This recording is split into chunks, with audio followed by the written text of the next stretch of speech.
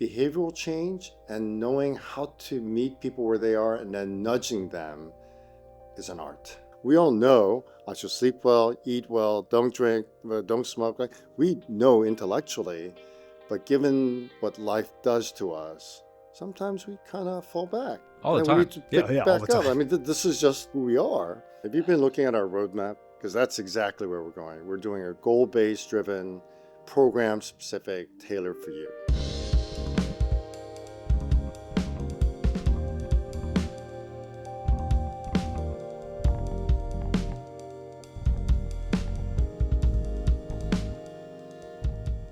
Hi, welcome to Technically There. This is a new show designed to humanize the journey of the technology that impacts us every day. The world is full of great ideas, but few people understand the struggle of building something out of nothing. We intend to tell these stories from the perspective of the people that are on the inside, pretty much living in the future. But for now, I'll let the original intro do the talking.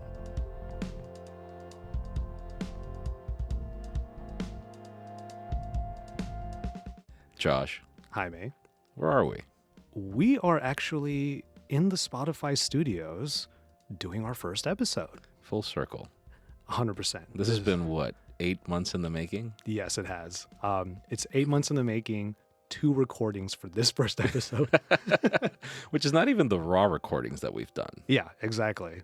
Which we're learning, or rather, we're taking that lesson immediately to just hit record on everything before we even start. I think we're just overthinking it. A little bit, but that's just how it goes. I think I have so many big expectations and so many big dreams for this project because it's been something that I've wanted to do for 2.5 years. Sure, yeah. So to finally be on it is like... And I'm just happy to get back to podcasting, in all honesty. Like, Well, thank you for this, by the way. You're the one that instilled podcasting in me, like you and Fisher. For me, I did work in radio in the 90s. Oh. So let me just say it again. In the 90s, there were no podcasts. So I guess I didn't grow up with this as part of my culture. Well, we did get told yesterday, not to date this episode, but we did get told yesterday that we have the perfect voices for this kind of work. And here we are finally doing it. Oh my God. Dude, thank you for doing this. Thank you. Like, I mean, when you brought it up, I was like, of course, I feel like that would be a great... We've done what we do for so long that the prospect of something new felt like the right next step. And you presented that opportunity. Well, the project was my idea. The name of the project was yours. Because it's how we feel all the time. Like, Yeah. Are we? We're... Technically there. It's the greatest name. The moment you gave me the name, I was like, oh, this is perfect. And I'm like, no, leave it right there. Yeah. There's nothing more to say.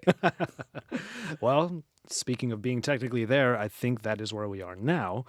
So let's do this. Let's go ahead. Hello, everybody, and welcome to Technically There. I'm Joshua Vergara. And I'm Jaime Rivera. Wearables is a very interesting vertical, and it has everything to do with how companies started with building out smartwatches, and now they're investing insane amounts of money in building out infrastructure that has everything to do with how health works in order to educate their decisions for the products that they're building out for the future. And it's just fascinating to learn about this. We were there when smartwatches first became a thing, and look at them now. Now, better health tracking is becoming a focus of them. It has been for a little while, but obviously we want more out of them. And that's exactly what we talked about with Dr. Hon Pak from Samsung, to see if in the world of smart health tracking, we might actually be technically there. Technically there. My name is Hon Pak. I'm a physician. I'm a dermatologist, but I'm also former military, U.S. Army, 26 years. Learned a lot about servant leadership along the way. Somewhere during Bosnian War, I looked at the challenges of providing care in the remote areas of deployed soldiers. And that was my early work in telemedicine. That's how technology and medicine came together for me.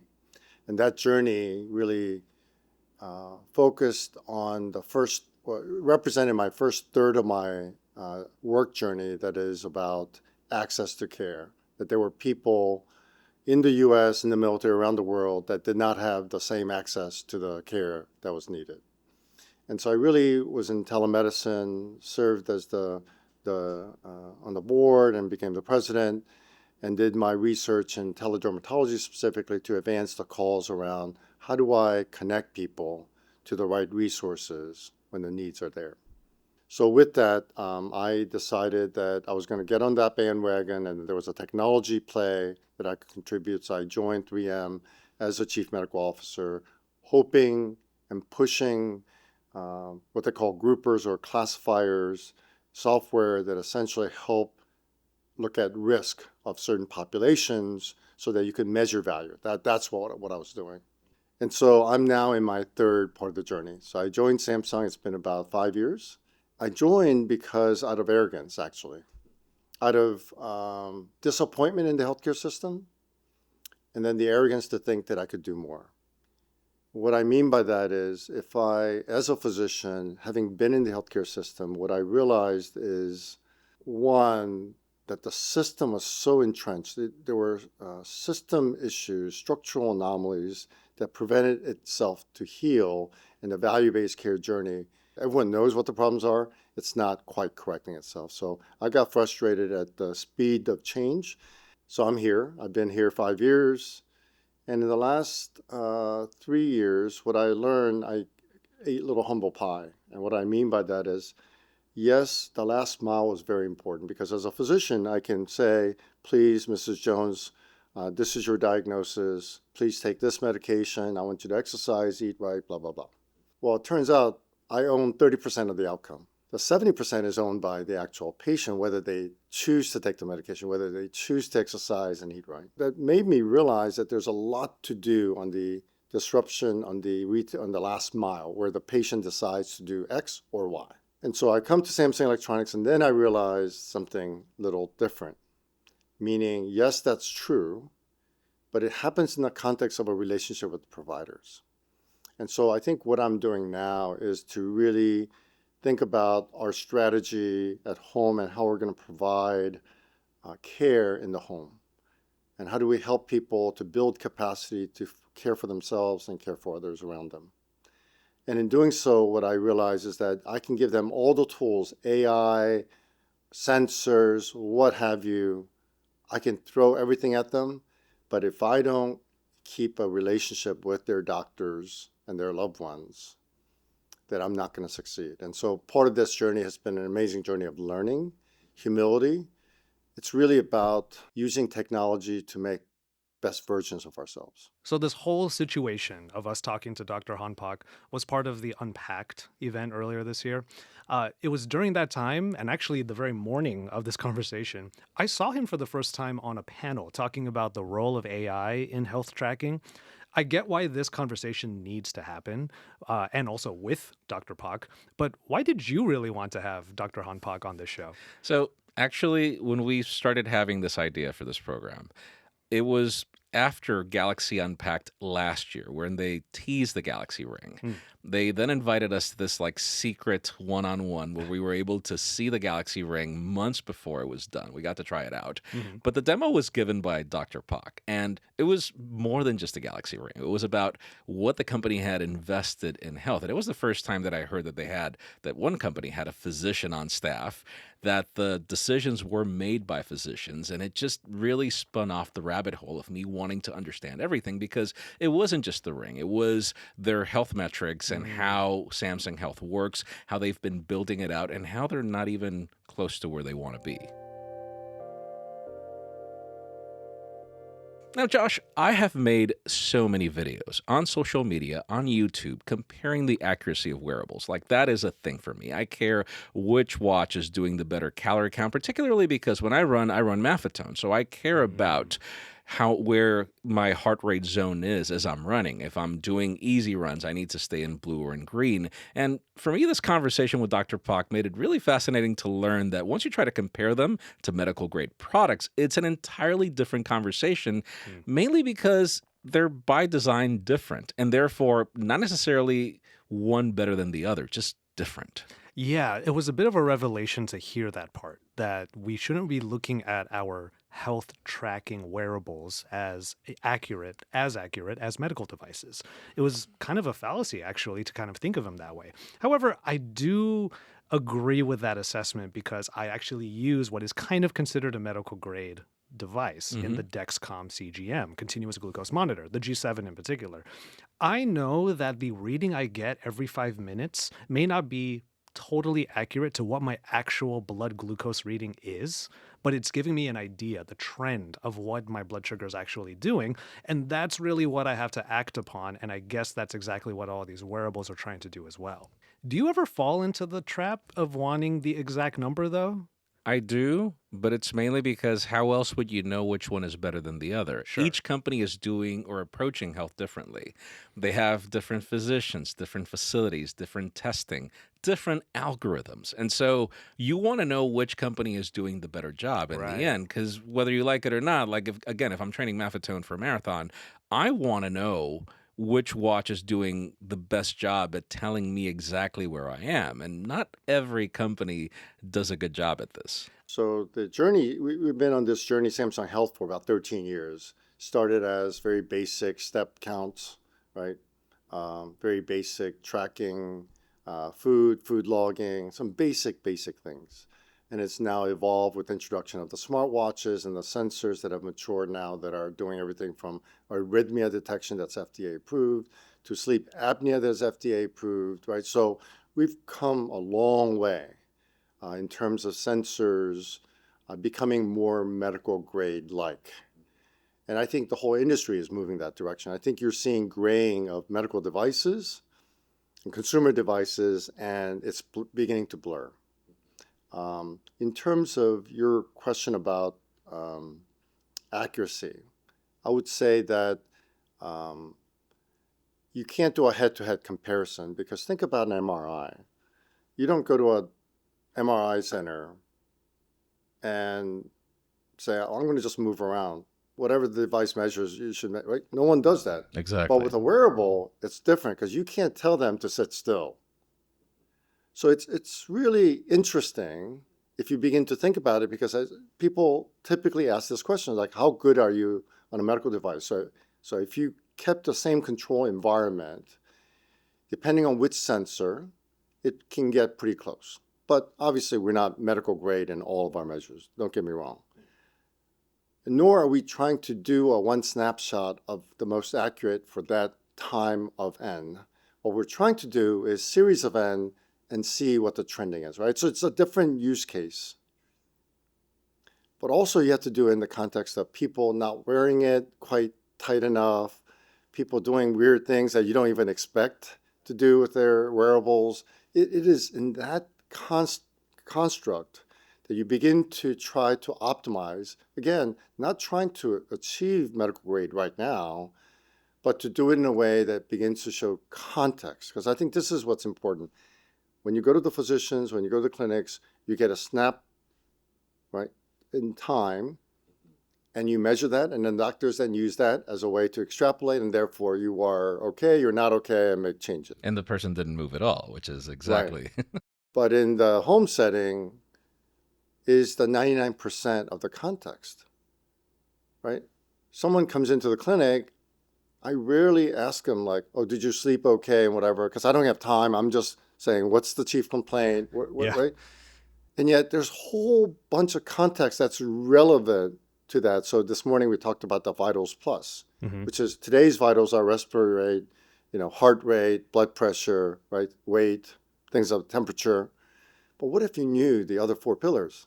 How this patient slept, how this patient exercised, right? Stress level. It would change how we practice. And that's what we talked about today. And so I think part of this is about, yes, we're moving towards medical grade. The sensors are getting smaller, more sophisticated, new capabilities. There's some amazing things in the horizon that will change healthcare. I think that's just going to happen in the next 5 to 10 years. But in the meantime, I don't think it's an equal apple-to-apple comparison to compare a consumer grade to a medical device because I think they have different functions. In some way, this is trending and context. This is a snapshot trying to make a diagnosis of something. Interesting. But then the trending and context would, be even interesting if there was like a snapshot that a physician could just see. This has been this person the last 90 days. Right. Oh, yeah. Right. Exactly. There are certain tests that are exactly like that. Like, for example, hemoglobin A1C. Like, that's something that I have to get tested all the time. Exactly. We'll get to the glucose talk in a little bit, but as you were saying, with the tools actually becoming more and more advanced, obviously trying to get to medical grade can be a goal, but just the various metrics are way more than we remember, coming from step counts and even just, let's call it simple sleep tracking. When did sleep apnea actually become part of the conversation? Because I remember when the Watch Ultra and the Ring were introduced, it felt like a new thing. And all of a sudden, people were being taught this terminology of what is sleep apnea? Why do I need to track this thing? Yeah. What's really been interesting is that this journey that we've been on, initially we had using PPG signals to look at sleep stages. That's how we started. We wanted to see if we could describe or quantify the quality of sleep. That led to the various different stages of sleep: deep, light, REM, and so forth, and awake. And so based on that, as we define the sleep score, what we have known is that there were 3 medical problems related to sleep. One is sleep apnea, insomnia, and then restless leg. Those are the top 3 medical problems on sleep disorders. And so we said, let's see if we can tackle sleep apnea. And we thought we could do that because sleep apnea, if you look at the methodology of getting that diagnosis, while it's in the sleep lab, it's really about the hypoxia states and how often you enter SpO2 less than 90 or 85. I forget the exact numbers, but there's actual calculation that less says, than 90. right, that if you fall for longer than X period, how many times an hour, that's how definition is used to classify someone with apnea risk or apnea. Mm-hmm. And so because we had an SpO2 sensor, we thought, hey, we know sleep stages, we know SpO2, I wonder if we could. So we started doing small trials, and then we found some interesting study or data, and then that led us to say, we think we can. We did a study. It actually showed that we were pretty darn good, and then we formally went to clinical trials and actually got software as a medical device, getting cleared. And the great thing is 40% of the population don't know they have sleep apnea. So what we did was we just elevated the whole conversation, and you can see the appetite for sleep has been amazing. People want to get better sleep. They're like hungry because they want good night's sleep because for obvious reasons. Right. A lot of people can't even tell why they can't lose weight, and it has everything to do with their lack of sleep. Exactly. So I think it's stitching together, and we think sleep is not only important for obviously, the stroke risk, the dementia risk, all the things that we know about, but fundamentally sleep, what we're finding is that people largely lay still. There's some movement, but compared to the day, they're laying still. So we can measure a lot of things. So it becomes a window for health, where we can measure things, and the variation of various physiology can help us understand what's happening to the body, not just about sleep quality. So that's really how we went in, because we recognize, yes, there are sleep issues, yes, sleep apnea, and we worked on that and got it. But really what we're more excited about is sleep as the window for health. Now we got to talk about me. I don't mean specifically. We're talking about something I live with. I'm a type 2 diabetic, if anyone didn't already know. So health tracking and whatnot, very important for me. I've been waiting for the day that some of these smart wearables would actually measure blood glucose levels in a way that might be different and I guess more accessible than like a Dexcom G7. I am too.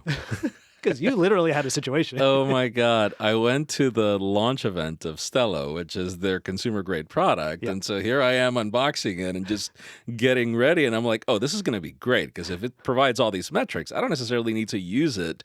I'm not a diabetic, but then for marathon training, it gives you so much insight. So I'm like unboxing it and then I notice the big needle and I'm like, no, that is not happening. But Josh, how long have you been a diabetic? I was diagnosed about 10, maybe 12 years ago.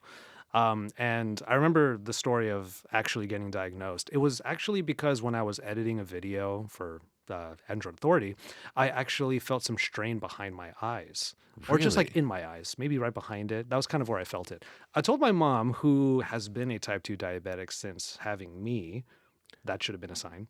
But she knew exactly like what kind of sign that could be. Sent me straight to an ophthalmologist to check my eyes to make sure that if I did have diabetes, it wasn't damaging my eyes.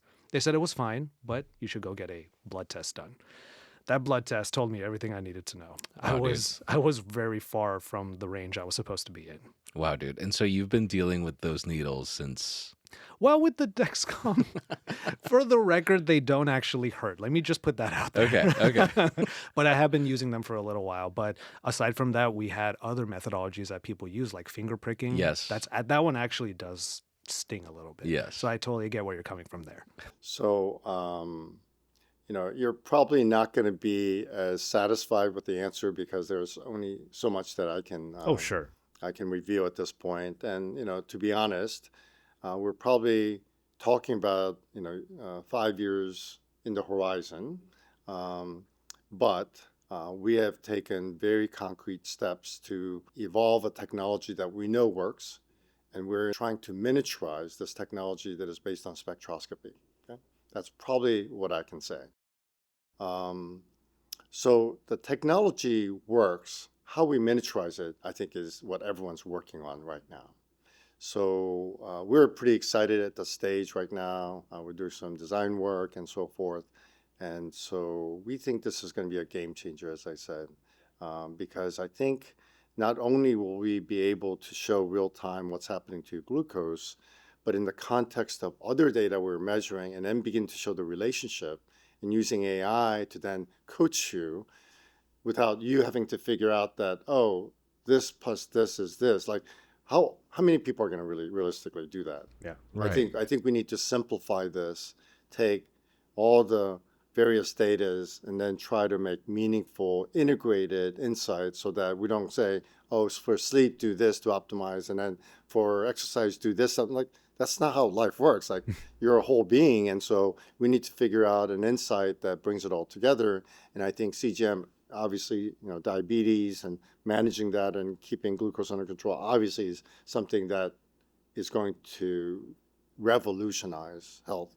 We're also working on, trying to do continuous blood pressure, and so that between those two things, I think life is going to look very different. No, I even think, even as a non-diabetic still, I'm excited to have a tool that, even if it's far from perfect when compared to the needle version, if it could help me prevent Right. falling into habits that would lead to diabetes, I'm all for it. Right. Like for me, you and I had this conversation back in Barcelona when we met. And for me, it was a smartwatch that got me to lower my alcoholic intake the moment I realized how much it disrupted my sleep. Yeah. I had no idea that it was disrupting my sleep so much until I noticed Some the people pattern. think it actually helps you sleep, right? No, it's the contrary. It is the different. contrary. But the problem is, I wish that smartwatch in particular would have been smarter about giving me tips as to what to do. And I know that for companies it's complicated because obviously you can't give me something, and I know companies worry about lawsuits, but it's crazy how much a watch taught me. Like for me, if I could have tools for prevention of diabetes alone, that would be fantastic. And it's crazy how much those metrics are also good to improve physical performance for working out.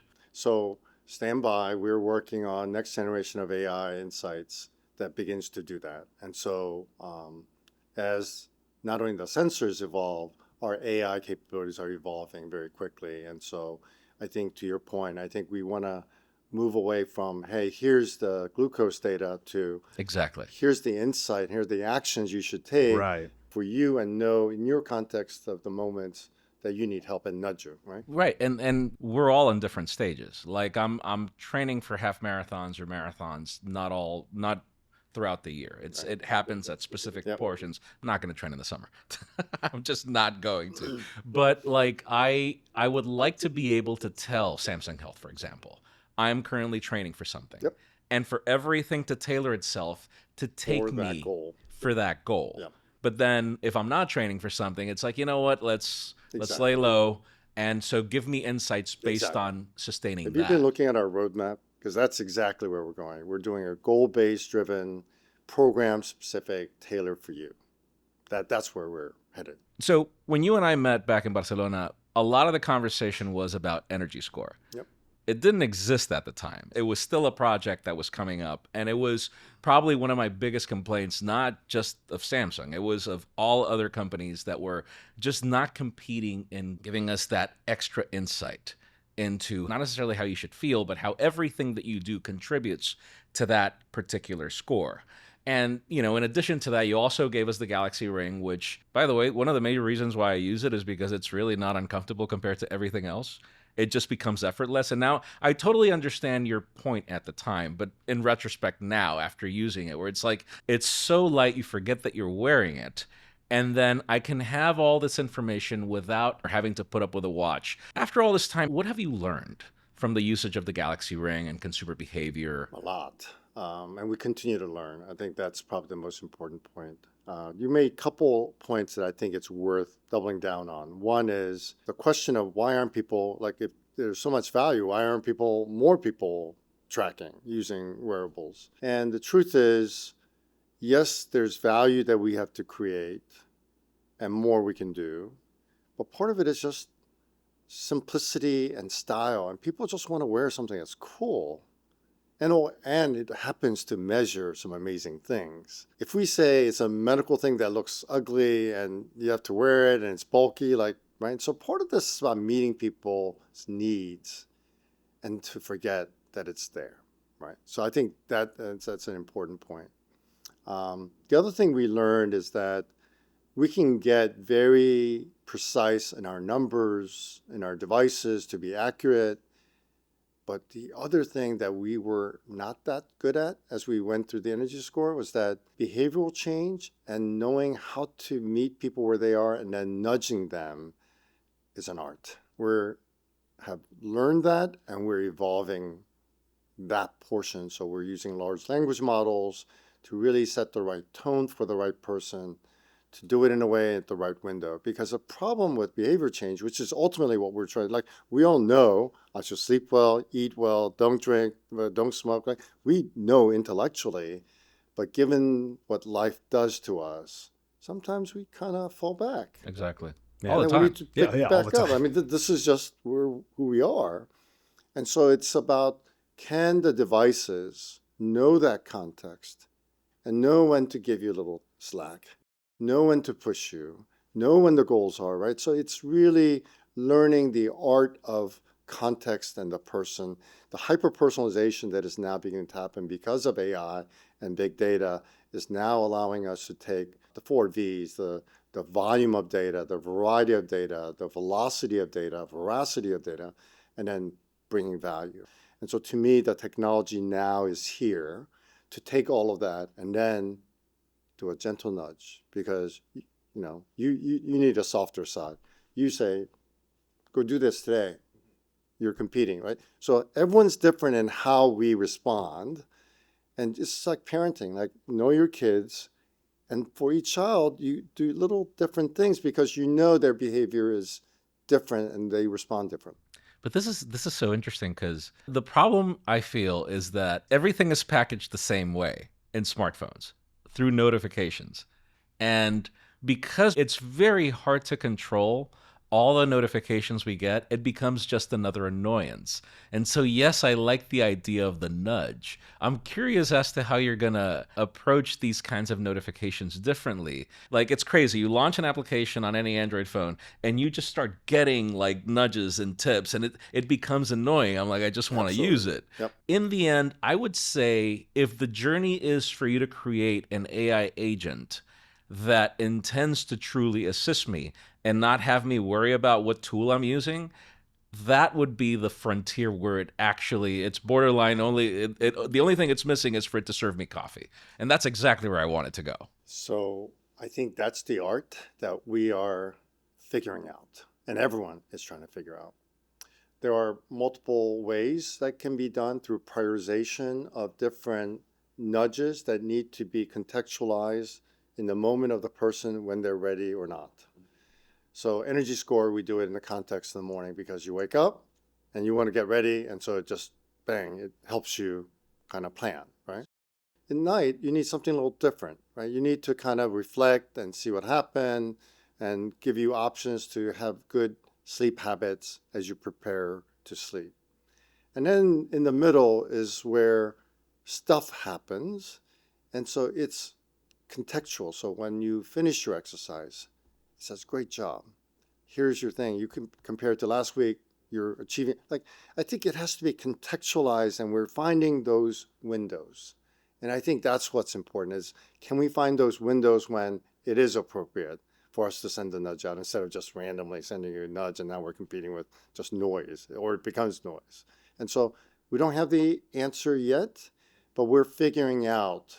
But the seed is there. The seed is there. And it could be a nudge, not necessarily towards this is what you can do with the data, but could it also be a nudge to actually put in the data? Because there's so much Absolutely. now. So we talked about in the evening, it says, how's your mood today? How was your day? And have a conversation, and we have technologies that can actually detect your mood in pretty significant way. And there are also technologies now that detect depression based on voice and others. So you're absolutely right. So part of this is about an assistant. Like, think of a coach that's just there, that just talks to you. And through this conversation, whether it's chatbot, whether it's voice, multimodal, we start collecting data when necessary, nudging you when you're necessary, or just listening and passively collecting data. I think it's all of them. Okay, so we have AI, we have tracking, we have sensors, all of these things that these wearables are trying to just provide in terms of measurement. But it kind of begs the question, we still need to be the people that actually logs a lot of stuff, and we also need to be the ones who actually act upon the data that is being measured. Could there be a world where we just don't have to worry about that, where everything could be just automatically tracked and automatically logged or anything like that? Like, for example, I could take a picture of the food I'm eating or the drink that I'm drinking, and then it would be able to put everything in the app, apparently including antioxidant content. I cannot wait. Can you imagine that for alcoholic drinks? Oh my goodness. Anyways, like for me, we have so much technology right now, and yet I will always forget to log my food. So that's one of the main reasons why I struggle with the current applications there are. They provide great insights. Some have put in a lot of work and even bringing restaurant information. They already have the menu data with all their calories and everything, but I'm still going to forget. So I think it's yes, to what extent? I think there are technologies that are changing that is making what is impossible yesterday possible today. I can't divulge some of the technologies, but even look at nutrition. So as of last year and before, we didn't have a biomarker, a digital biomarker for nutrition. So what would we do? We had to force people to say, log your food. And you know how that experience is. Like, no one's figured that out. Even with AI-based cameras, it's not perfect. And so there are challenges.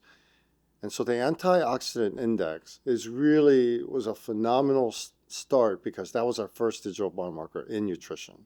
It's not everything, but it says a way to understand the beta carotene levels and saying, are you eating vegetables at an adequate level? And how much variance is there? AGES index is the sugar in the skin that is able to say over 3 to 6 months, hemoglobin A1C likely is kind of in this range, right? Because of the correlation. So I think we're not directly answering or getting all the measures passively, but if you look at the trend of our measures in the past, a lot of that was on demand. Our blood pressure is still on demand. Our BIA is on demand. And if you look at usage patterns of that versus those that are passively doing it at night, far different, right? Because it's just collecting data.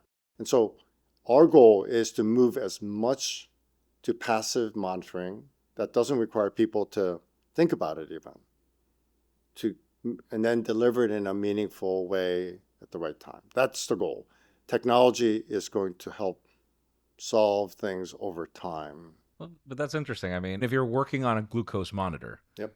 it will be able to detect the spikes and the changes. So if you forgot to log your food, Like You have technically accountability. you technically will have the capability to know. Absolutely. That something happened. Yeah. Most likely nutrition, Yeah. right? Absolutely. And then, we're working future of, AR glasses, number of other things. Imagine all of that, and you're like, oh, yeah, I can see how all of that comes together. Josh, did you notice the part at Galaxy Unpacked where they subtly talked about their Galaxy ecosystem and how they're connecting the TV and your smart home with other parts of your health in order for it to know that if this is your sleeping time, then the lights are going to dim around the house and it'll start preparing you for sleep? I mean, what do you think about that? I think it's a pretty great idea. I think it would be fun if using the sleep tracking and whatnot, maybe the items from Samsung's Galaxy ecosystem go, oh, it's time for sleep. We're going to turn your phone off so that you will stop doom scrolling at 10 p.m. until 3 a.m. Dude, the problem is, even if they do right now, have you noticed that? I love how Android like turns everything black or white, which for me helps. But what I do is I switch that off. Yeah. So I do think that the concept of the whole ambiance around you, not just your phone, to be tuned into your health is pretty genius as an idea. 2, 3 years ago, I started a journey as I became the head of digital health. We said, where should we impact and what is our strategy? And as we looked around, it became very obvious. I mean, we did a SWOT analysis, a number of other analyses, and essentially everything pointed to the home, saying, this is where we're going to win. That's our home turf. We have device in there. Care is shifting in that direction. People are aging in the home. I mean, like everything was pointing like that's the thing. So it became very clear. Then the question became, how do we play in the home? What is it that we do health-wise? And so we have our vision, connected care centered around the home, which means 3 things: connecting devices and the data together to serve that up for insights and AI, connecting people to each other so that others can care for each other, including doctors in the loop, connecting services where partners have innovative solutions that will continue, and we need them to come in to create an end-to-end experience. So that's our vision that we started on, and we embarked on it. And CES, we showed what that might look like. And so it was like, you have sleep apnea or something, you get a screening, you connect to the doctor immediately on the hub, and then after the conversation with the doctor, it looks like your weight could be improved. And then based on that, recipes show up in the refrigerator and so forth, right? It's just, you can begin to see not just the data, but the whole user experience is that if you have our appliances and you have others, we begin to show you how all of this makes your life simpler. To order food, like it'll say, not just recipe, but it says, in your refrigerator, you have these things, and do you want to just order this now? And it gets ordered, right? It's that kind of a user experience that we are trying to create and imagine in other areas. Admitting a bunch of things on the show. I'm no athlete. I just never have been. That being said, we were talking earlier about all these health trackers being medical grade, or at least trying to be medical grade accurate. But what about like sports science accurate? Is that a term? Because they have those things where you like run on a treadmill with a mask on, and But on a treadmill, you're not going to wear that outside. yeah, that's true. It's a controlled environment. Right. But then you're like wearing the mask and all that stuff. You're right. Controlled environment. But could something like a Galaxy Watch Ultra eventually replicate something like that? Listen, I've been wanting this for a bit. Not necessarily to that level. It would be fascinating, but I really want Garmin to have more competition. I was expecting that from the Galaxy Watch Ultra and the Apple Watch Ultra. I wanted watches that were capable of doing more than their regular counterparts, and so far they're more like a bigger, beefier version with a bigger battery, so you get more battery life. So yeah, it solves the needs, but of Galaxy Watch and Apple Watch users. I don't necessarily consider them right now at this moment competitors to a Garmin. Garmin is a fitness computer that just happens to give you notifications. it's not the best at accuracy. Like I went for a 4 mile run on Monday, and my heart rate sensor didn't start kicking in like fully until mile Oh one, which no. I struggle with that with Garmin. Again, there is so much work to be done. I do feel that these smartphone companies that are building smartwatches have a bit more of a leg into in the possibility of building smarter software for Hmm. their hardware. Their hardware is far more powerful than what Garmin is providing, for example. But then, and I've told some of the companies that I've met with, you have all the information. All Yeah. I need is for you to present it to me differently. And so with WatchOS 10, we saw that with the Apple Watch, where Hmm. now they give you your progression over time. But then you have to be adding the effort score right after every workout. And so I'm like, no, I want the watch already has the metrics. I don't want it to ask me how I felt. It's great for it to ask for my information, but I want its algorithms to know Mm. how it was. And I think that that is the frontier. Can the smartwatch be a smart fitness computer fully, not depending on me in part of it? So as you know, Ultra version really was geared specifically towards that. And it's the first version of that, I would say. So we have the dual chip that improves the GPS because we had challenges. We had to do some basic things. So we got that taken care of, battery life and so forth. Um, Now what we're doing is really focusing on those performance athletes and beginning to help them to do that. And so those are very goal-driven, specific programs, right? And so, and also connecting with various devices and allowing home gym, uh, home gym equipment, fitness gym equipment, outdoor, and trying to create a way to not only bring about unique content for specific exercises based on goals that we would recommend, kind of like a Netflix. And we're working with top brands right now to bring about that content to help athletes perform. We're also working with universities to design programs for specific goals like marathons and so forth, and then using VO2 and a number of others to tailor and know where you are so that we can, right? So we're absolutely working towards that. Ultra was the beginnings of getting things technology right, and we're working on bringing other capabilities onto it. And so stay tuned. Now, this is a topic that's kind of near and dear to me, being Mr. Gratitude and mindfulness over here. But there is a big push by all of these sort of health wings of these companies that make wearables and even the smartphones. You look at any health app right now, there's a section for mindfulness and meditation. And I was curious, since we had Dr. Han Pak with us, where the inspiration or the motivation is to add this aspect of mental health to all of their products.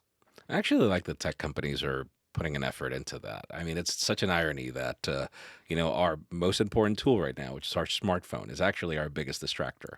It wasn't born that way. If you remember back in the days of the PDA or the Blackberries, they were communicators, Hmm. and also communicators that also had tools that you needed, Google Hmm. Maps, etc. Like to think of them now as your major distractors because companies are like jumping around trying to figure out how to get your attention Right. is the biggest irony at a time when we actually need to stay even more focused. 100%. You have the same exact tool that's trying to feed you so much in an algorithm, also telling you, maybe put me down for a second. Sure. So as you're well aware, mental health is a growing problem. And there are all kinds of statistics in that regard. And for Samsung, we've always focused on the four pillars. That's the sleep, nutrition, activity, and mental health slash mindfulness. So it's always been there. We've had a biomarker called HRV as a measure of stress, but really we have not had a biomarker on the overall mindfulness per se. And we're still looking at that. It's hard to quantify Right? It's emotion. hard to quantify. It's a lot of things Hmm. too, right? And all these things are interdependent and so forth. So what we're doing now is to say, okay, even though we may not have, or no one has a biomarker of say for mindfulness, why don't we give people what they could use now? And that what we learned through, testing and listening to our users is that, they do want to see how their moods varying day to day or week to week. Um, We have technologies that we're looking at that are on the phone that can look at your actual usage behavior, not usage screen time, but usage behavior, along with other things to be able to say, how's your mood, or even depression symptoms, or even using voice to check for depression or other moods. So we're automating and passively trying to collect emotional data to try to quantify when you may need help and so forth, and predict, hopefully, or prevent adverse events. Um, but we're also looking at just giving them content and meeting them where they are. So giving them moments of reflection in the evening to just close the day, and then try to create a habit saying, hey, you want to watch this content for you, and then watch that for meditation or for whatever it is that calms you, right? And so give that personalization, a wrap up in the day is how we're starting, with the ability to do mood or a few other minor things to help you kind of just get yourself in the right state of mind. And then we have other things that we are trying to bring, whether it's voice or mobile data, to be able to give a holistic picture of how this person's mental status is. And then we're working on right now connecting to other virtual providers, so that for those people, instead of just saying, hey, we think we see a trend in mood that's going the wrong direction, and stopping, we're working towards in the future of connecting to the doctor so that they can see a therapist right away, right? So I think it's that end-to-end experience, seamless, reduced friction, that's consistent in all four pillars. That makes sense. Like reducing the friction as much as possible, because someone who may not already be aware that they need help may not even want to seek help at times. And it's unfortunately a story we've heard a lot of over the last few years. I'm going to ask you one last question. Obviously, you live in the future. We live in the present. What are you most excited about? Can I add to that real quick, actually? I really adored your messaging, both here and at the forum, of we need to meet people where they are. Where do you and Samsung Health want to be in the future? Yeah, so we see ourselves being the glue in the home to allow amazing innovators right now, partners that are doing amazing things. The problem is these are all siloed and disconnected. And so one of our major roles, there are only few players that could actually stitch all these complicated things in a seamless way for our user experience. We think we're one of them, and we have a right to play. So I would say from a vision perspective, we want to be an enabler of kind of a health hub, where when families come together, we can help them know where they are passively, health-wise, and their families, and then say, when the need arises, we alert them, and then we connect them seamlessly to whatever solution that the partners have. And then we also connect them to the doctor, so that when they need an appointment or something is happening on the clinical side or hospital, then that also triggers an experience after discharge of the exercise and the things you're supposed to do, monitor. I think we're trying to create a closed loop and be the glue to bring an ecosystem together to really help people care for themselves and those loved ones around them. And I think it's really about, because of the shift that I see of care, I think the burden of caregiving, I think in the next 5 years is going to be crazy, because caregivers today are overwhelmed. They don't know where the resources are. They don't know how to tap into the resources, even if they did, right? And they are mentally drained. They are just busy doing things of child rearing and things. It is in that context that we think we can bring some sanity to take the things that they don't need to do and the assistant coach. So I would say simply, we want to be the coach or the health assistant in the home that brings together context, that brings together solutions, and then without too much friction, just allows people to live and thrive. That's really our goal. So after all that, we're back to the same question. When it comes to wearables, smartwatches, AI, health tracking, all of that, are we there yet? Technically, not yet. But I like the fact that it's all heading in the right direction. I think that companies are taking a deeper responsibility Like for me, it's a big deal that they're not just working with some algorithm that an engineer built. No offense to anybody, but the concept of including physicians into these decisions is a big deal. And I do dream of the time when, you'll be able to print out your health metrics from Apple Health or Samsung Health. And this will be enough for a physician to be able to tell you, where you're heading, what trends are happening. And yeah, sure, it could provide you the insights, but it's also useful to physicians. So I like where things are headed, even if we're kind of far from it. Yes, and I think part of the reason why we're still kind of far from it is because a lot of the responsibility still lies with us. We still have to log the food. We still have to make sure we tell it how we feel after a workout, like you were saying before. I have to make sure that the smartwatch is actually like fitting right on my wrist. And There's that you all of started these your things. run and that you didn't pause it. Yeah, exactly. We still have to be the ones also who make the changes after our physician uses the data and says, oh, you need to do this, you need to do that. These are all just part of being human. But there is a lot to be excited for in the future, like you said, and like what Dr. Hon Pak said.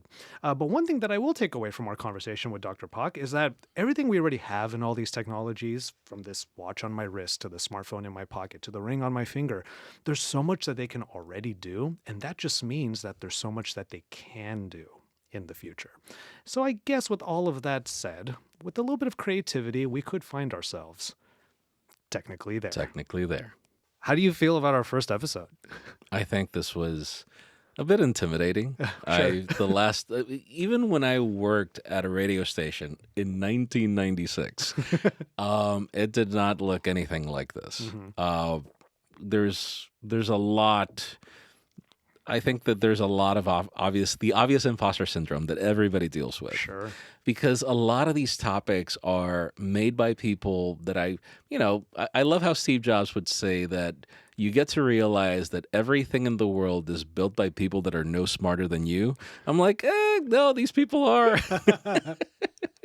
I mean, we came into these studios with like everything that we thought we needed. Like we've done all the interviews that we have done or will be doing for this show. We provide all the equipment and all of that. Yeah. Then we walk into these Spotify studios. Shout out to Spotify. Thank goodness for you guys. We walk in, it's all here. Like we're all good. Here we are. And this has been like such an eye-opening experience just getting started. Yeah. And man, I'm looking forward to when we like hit the ground running, or not hit the ground running, when we like just, it's clockwork.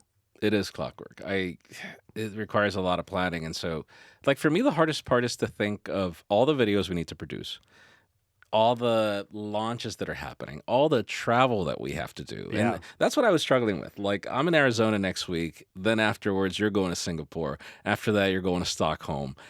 When are we going to be able to come back? Yeah. And so that's the struggle. Like, we will need to do a lot of episodes remotely, whether we like it or not, because that's just the name of the game right now. But I think that out of everything that we do, this is the project that I like the most. Mainly because I do think that there's a need for deeper conversations on the struggles that companies go through to get things right. Yeah. I always use the Ratatouille analogy of Anton Ego and his conclusion at the end of the movie, where he's like, in the end, we critics, what we do is really not much. We're given an insight into what companies do, and you get to see so many cases where companies will, where some of us reviewers will just bash a product it's crazy how much planning goes into something. And can you imagine, like, if you spent so much time cooking a meal for your partner or preparing something for your friends, and people are like, yeah, it wasn't great. You're hitting just the right button with me. This is how much Jaime knows me. Yeah. Because that is literally a situation. It didn't happen, but what I'm saying is I cook for my girlfriend all the time. Yeah. I cooked for you. Yes. And Thank you. yes, You're great. I would be devastated. Yeah. I would be. And so can you imagine if, like, we've been working how long on building this project? Yeah. And so for me, it's only been more of an eye opener into the struggles that companies go through. And yes, there are certain companies that just do it as, they do it for the money. There are, but then, dude, there are other companies that are genuinely out to do good things. Yeah. And I like to meet the people that just, go through this crazy journey to build something. It came up with this crazy idea and then nobody had done it. And so they try to figure out with the technology of the time how to do something. Yeah. So for me, that is the biggest premise of Technically There. We're not there in a lot of things. I don't think we'll ever be, because new technologies emerge, new possibilities emerge. Like, we would have never thought about having GPSs in our phones 15 years ago, and look at us now. Well, I mean, that's part of the reason why the title is so, like, it jazzed us up so much. But also in my case, I was like, yeah, we're never going to be there. So that means job security for all of us. We'll be able to do this show forever. No, but I think it's a teaser to another episode that we're going to work on, which is probably even bigger. I don't think it's going to be just one episode. I think it's going to be multiple, because there are certain projects that we use today that are so culturally important and tectonic that can't be expressed in 30 to 45 minutes. You can't encapsulate the effort that a project took. Yeah. And especially, like, for me, the most fascinating part is not just everything they do, which, by the way, is something that we went to do yesterday in San Francisco. Oh, yeah. Yeah. It's not just everything they do, is how do they do it and we don't pay anything for it? Yeah. Very true. Very true. Very excited to be able to, like, explore that further. Going back to the idea of, like, kind of the premise of the show, I wanted to, like, give a little bit of my insight as well. What I find funny about our dynamic, you're very much the what and the how, and I'm a little bit more the what and the why, because while we're talking to people deep in the tech world and getting to actually sort of provide a lens to, like, how hard a company works to make this or that. In my case, it's like, how does it affect us? And that's why I love the fact that this show is us reacting to the conversation, because it's like, how did it affect us as users, as consumers, as normal people? And I always look forward to that sort of aspect of it. So I love this sort of, like, mix that we have here. So Agreed. It's very nice. Agreed. It takes a village to get something off the ground. And this has been a lot of time and a lot of, in a way, people. Yeah. Even beyond just the two of us, to kind of make all this happen. So yeah, our first episode's in the books. Thank you guys so much for kicking it with us. And we'll see you on the next one. We'll see you on the next one. We'll get there. No, we want job security. Oh, no. that's true. Yes. We will be technically there. We will be technically there. No, I'm kidding. Thank you for joining this episode of Technically There, a product of One Verb Media. We're hosted by Jaime Rivera and Joshua Vergara. Special thanks to Samsung for their time with Dr. Hon Pak. Samsung did not provide any compensation for this interview, but did provide travel and lodging for Galaxy Unpacked in San Jose, California. Also, special thanks to Spotify for their support in letting us use their studio. Music is Chasing Waves by Carneve. Lastly, special thanks to our channel sponsor MediaTek. While they do not have a direct involvement in this project or episode, their support has been invaluable in indirectly helping us build it with the creative freedom it demands. To all of you watching and listening, thank you so much for your time. We do hope you enjoyed this episode and found it useful. See you on the next one.